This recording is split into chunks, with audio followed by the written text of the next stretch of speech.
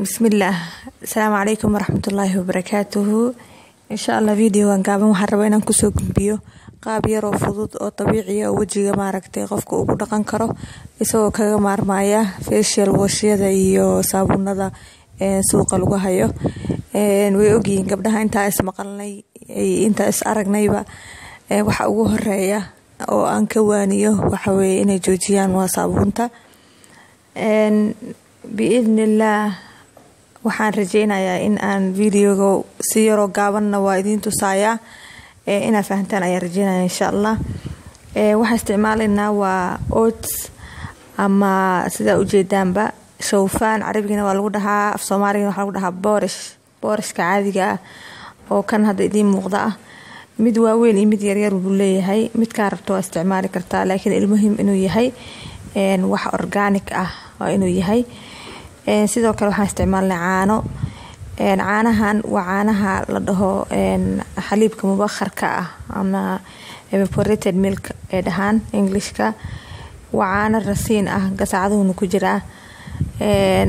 khasab ma aha wax kasta in gasacan uu idinku ku jiro idinka ama warqada hadir ay arkayseen oo boorishta ah wax kale uu idinku ku jiri karaa. laakiin waxa la rabaa inay yihiin wax nadiif ah oo organic ah. malab baan isticmaalnaa sidoo kale. malabka ogtihiin faa'iidadiisa. waxa ogtihiin malabka inuu yahay waxa ugu fiican oo looga hortagi karo wrinkleska wajiga, laalaabka wajiga. ukun xabteedana waa isticmaalnaa xabkeeda inta cad ukunta inteeda cad kaliya. qofkii raba oo isla wajigiisa waa dry wuxuu ku darayaa caanaha.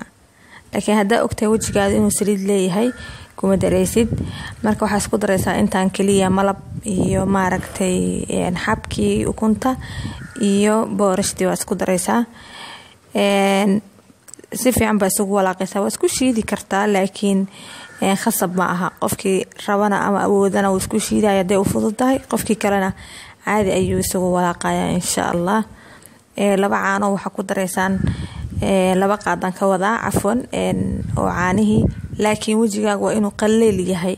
hadaa hubto wajigaaga inuu si fiican u qalalan yahay caanaha waa isticmaalaysaa. hadii finan iyo aan leedahayna waa iska deynaysaa, ama in caanaha dad baa allergic ku ah xitaa waa joojinaysaa.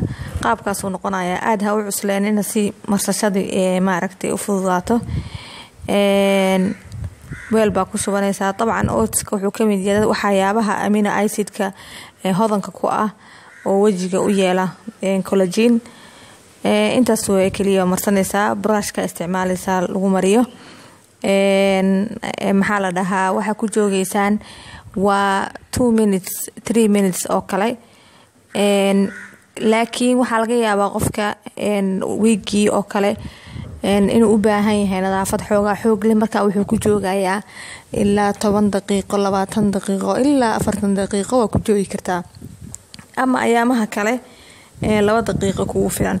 waliba ayaamaha kale waxa idin dhahayaa ka daaya ukunta xabteeda. xabka ukunta ha ku ekaada kaliya laba goor weekii ku ekeysiya insha Allah. weekii 2 goor kaliya. maalmaha kale waxa isku dareysaan waa un malabkii iyo maaragtay boorishti kaliya qofkii finan leh. qofka kalena wuxuu ku darayaa caanihi sida idin sheegay. خير بأذي رجي إن شاء الله حرجينا هنا فائدتين. السلام عليكم ورحمة الله وبركاته.